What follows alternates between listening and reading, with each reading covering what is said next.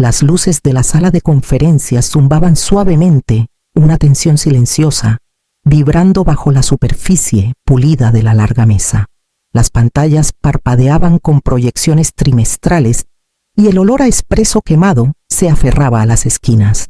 Había estado aquí 1000 veces revisiones de presupuesto, reuniones de lanzamiento, simulacros de crisis. Pero esta vez se sentía distinto. La sala estaba demasiado llena, demasiado formal. Bruno Salazar presidía la mesa como si fuera el dueño del tiempo mismo. Debería haberlo visto venir. El silencio antes de la tormenta siempre tiene un peso particular. Bruno carraspeó un gesto teatral que había perfeccionado con los años. «Vamos al grano», dijo con suavidad, señalando la pantalla donde mi nombre aún aparecía, bajo el título de arquitecta principal de sistemas. A partir de hoy, Amalia Corso ya no forma parte de Lógica Cuantos. Un murmullo suave, como una ráfaga de viento sobre hojas secas. Algunas cabezas se giraron. Otros evitaron el contacto visual. Unos pocos observaban ávidos de drama. Deslizó un sobre color crema por el cristal hacia mí. La indemnización es generosa. Legal la aprobó esta mañana. Miré el sobre luego a él. Esa sonrisa arrogante. A Bruno siempre le encantaba el espectáculo, especialmente cuando se trataba de control. Por un segundo nadie habló. La sala quedó suspendida en ese silencio que sigue a una sirena. Me levanté despacio. No rígida, no enojada. Solo resuelta. Desprendí mi gafete y lo coloqué con cuidado junto al sobre.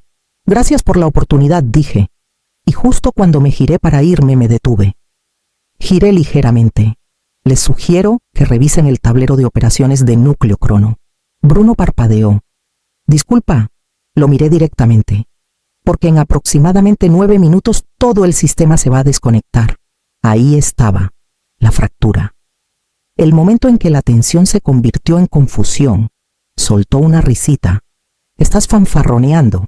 «Lo estoy», dije, tranquila y firme. En algún punto de la mesa, alguien abrió una laptop. Otro corrió hacia la sala de servidores adyacente. Los dedos volaron sobre los teclados. La directora de Recursos Humanos palideció. Ajusté la correa de mi bolso, di media vuelta y salí sin otra palabra. Detrás de mí la sala estalló en movimiento. Voces elevadas, trajes arrugándose, clics frenéticos. No miré atrás. Para cuando las puertas del ascensor se cerraron, escuché a Bruno gritar mi nombre por el pasillo. «Lógica». ¿Cuántos no siempre fue paredes de cristal y sillas de C8000? Cuando llegué eran 5 escritorios apretujados en una oficina subarrendada en un sótano que aún olía a tinta de impresora y moho. Bruno era encantador entonces, un fundador con los bolsillos vacíos y grandes ideas.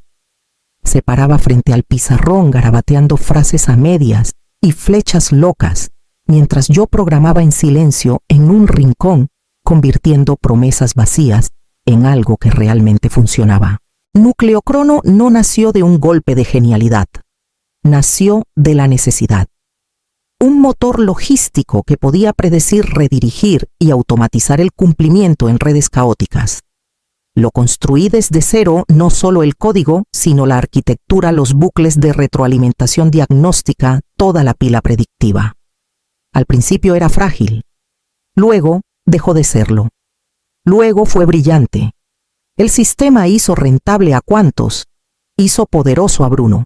Por un tiempo me dio crédito. Amalia es la razón por la que seguimos respirando, les decía a los inversionistas sonriendo como si lo creyera. Y tal vez alguna vez lo hizo, pero las cosas cambiaron.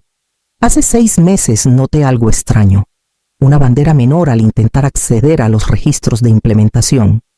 Luego otra vez, al revisar reportes de errores en el nodo del servidor este, no me habían revocado los permisos, solo los habían redirigido, desviado. Sutil. Como si alguien cerrara puertas detrás de mí una por una. Al principio me convencí de que era un error. Luego, escuché una llamada nocturna mientras trabajaba en la oficina de Monterrey. Bruno en su oficina de paredes de cristal, con la voz demasiado alta y segura. «Es código viejo. Hay que limpiar la casa». Me quedé ahí con mi café en la mano invisible para él. No me inmuté, no lo confronté. Solo me di la vuelta y salí del edificio bajo la llovizna con el corazón latiendo como un tambor de guerra lejano. Esa noche en el mostrador de mi cocina miré la pantalla viendo el cursor parpadear como una advertencia. No solo planeaban despedirme, iban a borrarme, quitar mi nombre de las patentes, renombrar el sistema, reescribir la historia. Así que hice lo que nunca había hecho. Escribí código que no podían ver. No construí una bomba. Construí un cortafuegos con dientes. Esa noche, después de escuchar a Bruno llamarme código viejo, abrí un módulo nuevo bajo una etiqueta inofensiva enterrado en lo profundo de la pila de diagnóstico. Lo llamé protocolo Nix. Solo otra función fantasma dentro de un sistema tan vasto que solo yo veía completo. Era elegante en su simplicidad. Si mi clave de acceso era revocada, no suspendida, no reiniciada, sino revocada, el sistema lo interpretaría como un evento hostil, sin daños, sin corrupción, solo un bloqueo total inmediato del sistema, todo desconectado, sin desvíos, sin anulaciones, sin excepciones. Núcleo Crono se sellaría como una bóveda en un incendio. El proceso parecía una fuga de memoria a primera vista lo suficiente para confundir a cualquier desarrollador junior que arrojaran al problema. Pero en 90 segundos todo se detendría. Tableros frontales, llamadas a la API, enrutamiento interno, todo fuera. No se lo conté a nadie, ni siquiera a Matías de DevSecOps, y solíamos completar la sintaxis del otro. Esto no era una venganza, era un seguro. Si querían mi sistema sin mí, tendrían que romperlo. Y romperlo les costaría todo. Durante meses estuvo ahí inactivo, silencioso, invisible. Mientras veía mi autoridad menguar y mi título volverse decorativo, seguí construyendo actuando como si nada estuviera mal. Esa fue la parte más difícil. Fingir que aún creía en la empresa que ayudé a criar como a un hijo, incluso mientras me reemplazaban silenciosamente por rostros más brillantes y hambrientos que nunca escribieron una sola línea del núcleo de Núcleo Crono. El disparador final llegó anoche. Una alerta. Revocación de credenciales. No sentí nada, ni pánico, ni enojo, solo finalización, como cerrar la última pestaña de un día largo. Así que cuando Bruno dijo, "Estás fuera", no discutí. Solo entregué mi gafete, vi el tablero parpadear detrás de su cabeza y esperé a que comenzara la cuenta regresiva. Ahora, bajando las escaleras de la sede de Cuantos, saqué mi teléfono del bolsillo de mi abrigo y miré la pantalla. 4 llamadas perdidas, todas internas, todas ignoradas. Las verdaderas llamadas aún no llegaban, pero lo harían. Para cuando llegué al final de la calle, llegó la primera ola. El mainframe de Núcleo Crono estaba sincronizado con nodos de enrutamiento globales. Cuando se apagó todo lo que estaba corriente abajo, lo siguió. Las colas de pedidos se congelaron a mitad de ejecución. Las etiquetas de envío se volvieron ilegibles. Los desajustes de inventario desencadenaron falsos desabastos en 6 socios de cumplimiento. Los datos comenzaron a corromperse en la sincronización en vivo, no porque se perdieran, sino porque Núcleo Crono dejó de validar la comunicación en tiempo real. Era como arrancarle el cerebro a un cuerpo que funcionaba perfectamente y esperar que los brazos siguieran moviéndose. Mi teléfono vibró. Bruno móvil, lo silencié. Otra vibración. Santiago Vera, director técnico, ignorado. Una tercera. Operaciones internas. Alta prioridad rechazada. En cambio caminé 2 calles al norte y entré a una cafetería que no sabía mi nombre y no le importaba lo que ardía detrás de mí. La barista sonrió. Pedí un té de lavanda con miel y me senté cerca de la ventana. Silencio, calma. Al otro lado de la calle podía ver la torre de Cuantos entre los árboles, toda de acero y cristal, ahora parpadeando en rojo por dentro. Piso tras piso, las luces titilaban al ritmo de una empresa en crisis. Alguien dentro probablemente estaba gritando. Alguien me estaba culpando. Alguien ya estaba dando forma a la versión para la prensa de lo que acababa de pasar. Pero nada de eso importaba. Llegó el té. Tomé un sorbo lento, dulce floral anclante. Mi teléfono se iluminó otra vez. Bruno ahora dejando un mensaje de voz. Luego Santiago. Luego recursos humanos. Los mensajes se apilaban como leña. Volteé el teléfono boca abajo. El director técnico una vez me dijo que Núcleo Crono era demasiado estable para fallar. Lo dijo como cumplido, pero yo le advertí entonces, la estabilidad es solo el rostro del caos justo antes de la caída.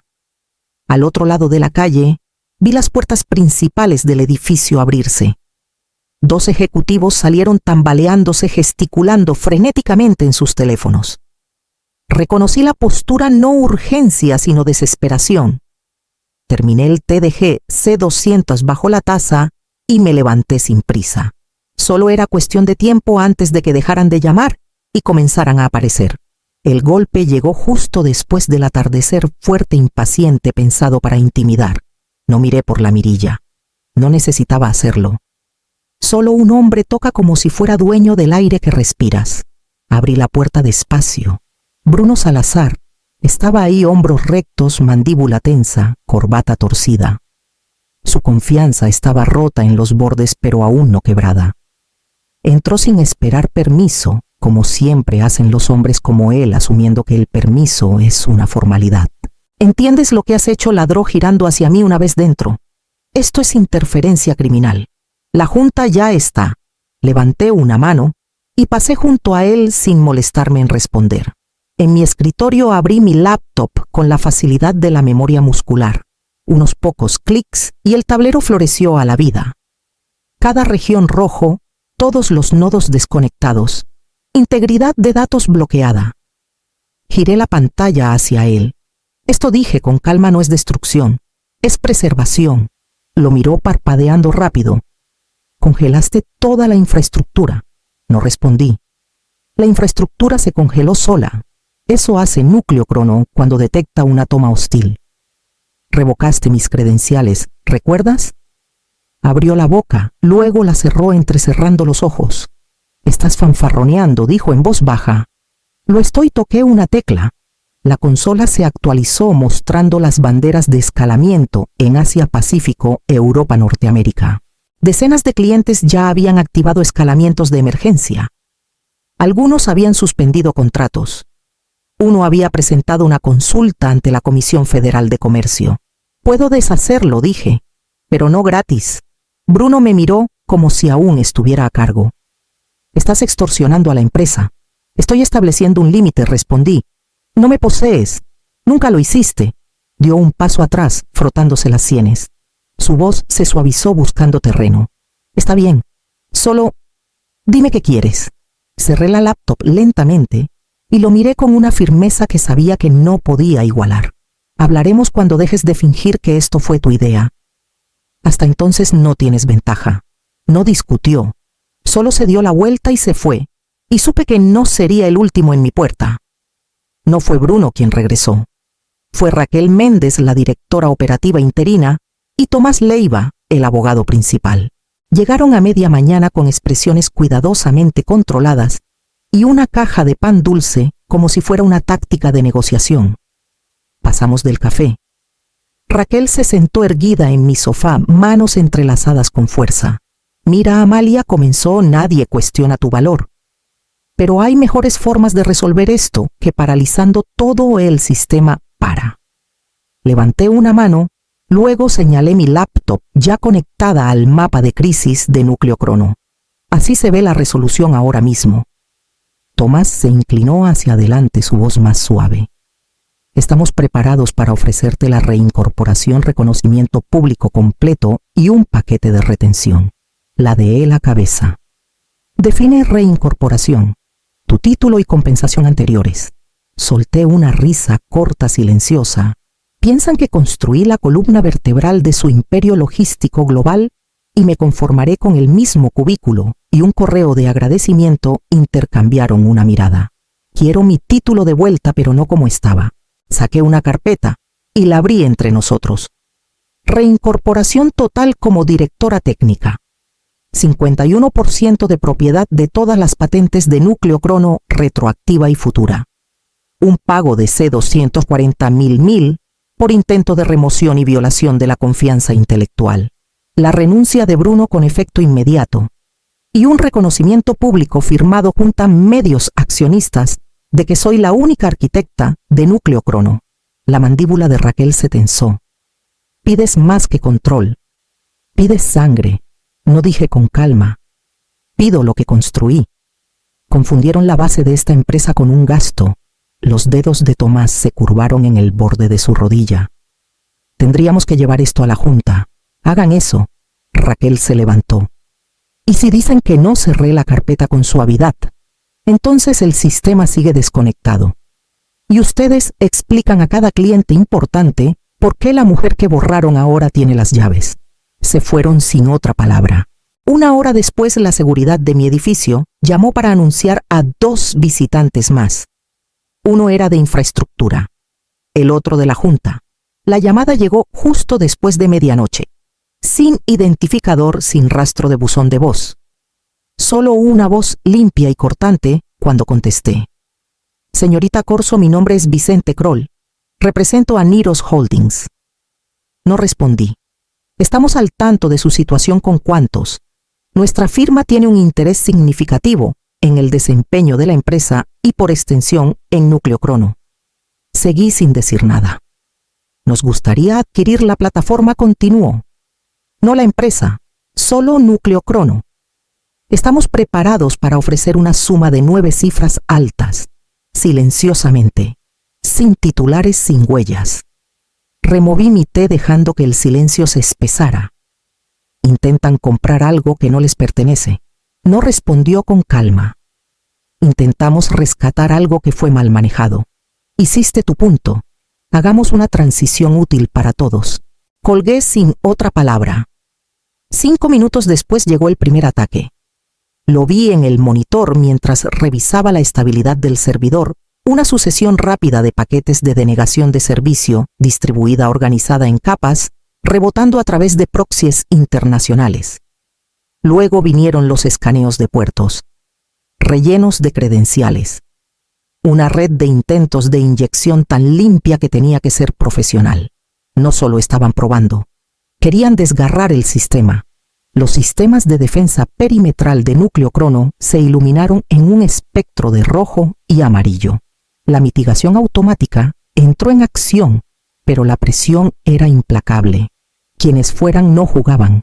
Activé un conjunto de trampas de sandbox que construí hace años cebos disfrazados de firmware obsoleto. En segundos sus scripts se engancharon como polillas a una llama dándome migajas. Los puntos de rebote rastrearon a clústeres de VPN alquilados en Singapur y Frankfurt, pero uno se quebró demasiado fácil. Zúrich, un bloque de servidores privados ligado a una empresa fantasma. Una fantasma propiedad de Niros Holdings. Eso no era coincidencia, era una declaración. Me recosté en mi silla con las manos aún firmes. No querían un trato, querían control, y si no podían comprarlo, lo robarían. Pero ya me habían casado antes y nunca dejé la puerta abierta. No dormí, no por miedo, sino por precisión. Esa claridad calma y calculadora que solo aparece cuando tus enemigos finalmente muestran sus rostros. Pasé la noche rastreando rutas de paquetes, ejecutando filtros de anomalías, cruzando llamadas al servidor, con marcas temporales de reuniones de la Junta y registros de credenciales del sistema. Los intentos de intrusión no eran aleatorios. Estaban vinculados a IPs internas, horarios de acceso filtrados que coincidían perfectamente con las horas en que Bruno revisaba cambios de arquitectura. No solo me había eliminado, había estado alimentando puertas traseras a alguien externo. Cavilé más profundo. Un directorio en un servidor de staging no había sido limpiado. Dentro, archivos comprimidos, borradores de división de licencias, solicitudes de marcas con mi nombre borrado, notas de reuniones entre Bruno y un VK con marcas temporales, y luego el clavo final, un memo de Niros Holdings etiquetado Fase 2 Realineación de activos post terminación. Lo leí 2 veces. Luego compilé todo: registros, memos, rutas de enrutamiento, marcas temporales, de ataques, metadatos y excepciones de seguridad internas. Comprimí la carpeta, la encripté, la firmé digitalmente y la dividí en 3. Una fue al FBI División Cibernética, otra a la Comisión Federal de Comercio, y la tercera, bellamente empaquetada, aterrizó en las bandejas de TechCrunch, Bloomberg y 2 reporteros investigativos que conocí en una conferencia de ciberseguridad hace años. Sin anonimato, sin miedo, añadí una nota a cada una. Nucleocrono no fue vulnerado. Se defendió solo. La brecha vino desde dentro. El sabotaje continúa. Si quieren guerra les daré prensa. Luego presioné enviar y esperé. El primer titular llegó justo después del amanecer. Última hora: denunciante allega. Sabotaje interno en Lógica Cuantos, FBI. Abre investigación. Actualicé el tablero de incidentes de Nucleocrono. El tráfico disminuía. Los ataques seguían llegando, pero ya no eran quirúrgicos. Eran ruidosos, torpes, reactivos. Alguien al otro lado había titubeado. 30 minutos después mi teléfono sonó. No era un número bloqueado esta vez. Presidente de la Junta, línea directa. La sala de juntas estaba llena, pero nadie hacía charlas triviales. Incluso los representantes de inversionistas normalmente presumidos estaban rígidos con carpetas sin abrir ojos, saltando hacia el extremo de la mesa, donde Bruno se encorvaba con la mandíbula apretada, fingiendo que aún controlaba la narrativa. No me senté. Me paré junto a la pantalla montada en la pared y conecté mi unidad. La primera diapositiva se iluminó con registros de ataques, marcas temporales, vectores de entrada, cadenas de IP. Nucleocrono no falló, dije. Activó un protocolo de contención después de que mis credenciales fueron revocadas, una defensa automática contra compromisos externos. Siguiente diapositiva: los memos internos de staging. Borradores de marcas, redacciones de propiedad con mi nombre reemplazado, excepto que el compromiso no fue externo. Bruno se movió en su silla con los puños apretados. Abrió la boca, pero seguí. No estaba aquí para debatir. Diapositiva 3: la conexión con Niros Holdings. Enrutamiento de Zurich. Registros de transacciones. Notas de reuniones entre Bruno y Vicente Kroll. No solo intentaron reemplazarme, dije. Intentaron vender lo que no entendían usando acceso que no estaban autorizados a tener. Silencio. Ese tipo de silencio que señala a una sala llena de personas recalibrando sus lealtades. El presidente de la Junta, Linwood, finalmente habló. Señor Salazar, ¿disputa algo de esto? Bruno se levantó abruptamente con los brazos alzados en fingida indignación. No pueden estar tomando esto. Siéntate. Dije sin alzar la voz. Lo hizo. La votación fue rápida, unánime. Bruno Salazar fue destituido como CEO con efecto inmediato. No volvió a hablar mientras la seguridad lo escoltaba fuera de la sala. Pero la mirada que me lanzó al pasar era puro veneno. No se la devolví. En cambio, caminé al centro de la sala, cerré mi laptop y miré a cada miembro de la Junta a los ojos. Pensaron que era solo una línea de código, dije. Resulta que soy la fuente. Nadie discutió. Para el mediodía la empresa emitió un memo interno. Estaba de vuelta directora técnica, miembro de la Junta, y ahora legalmente copropietaria de Nucleocrono. Pero en el momento en que entré a mi nueva oficina, una alerta silenciosa apareció en mi terminal. Escaneo desconocido.